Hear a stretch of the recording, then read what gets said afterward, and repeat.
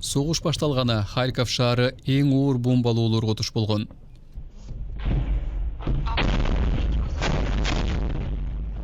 Бомбалоолор көбүн эсе эч кимди ылгабастан башаламан жүргүзүлдү. Бул чоң оорукананын сыртындагы кесилиште болгон. Харьковдун түндүк жагындагы Салтивкада бузулбаган имараттар жок эсе. Эл аралык мунапыс уюму орус аскерлеринин бул аймактагы калктуу конуштарды башкарылбаган ракеталар менен аткылоосу жүздөгөн курмандыктарга алып келген дейт. Аман калгандар качып чыгышкан. Учурда кыска убакытка кайтып келгендер бар.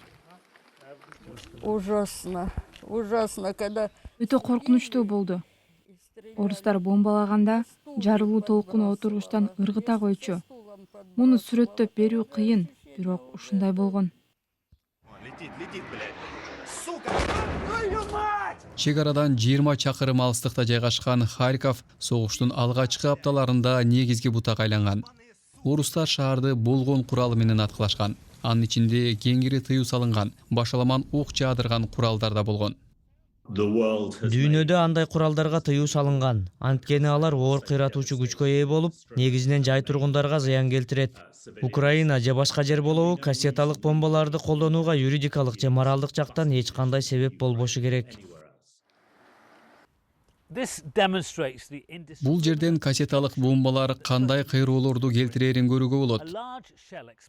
Алгач чоң снаряд жарылып, ал ондогон майда бомбаларды ыргытат.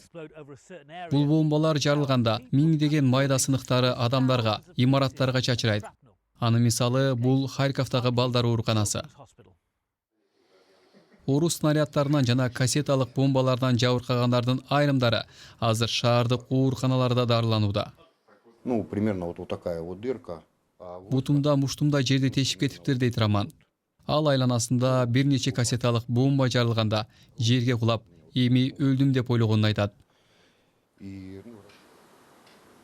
Аймактык медицина кызматынын башчысынын айтымында бир эле Харьковдо 600дөн ашуун жайкын тургун абыт болуп, 1200 үй жарадар болгон. Шаардын инфраструктурасына келтирилген зыян да айдан ачык көрүнүп турат. Мунун баары согуш кылмышы катары каралышы мүмкүн дейт мунапыс уюму.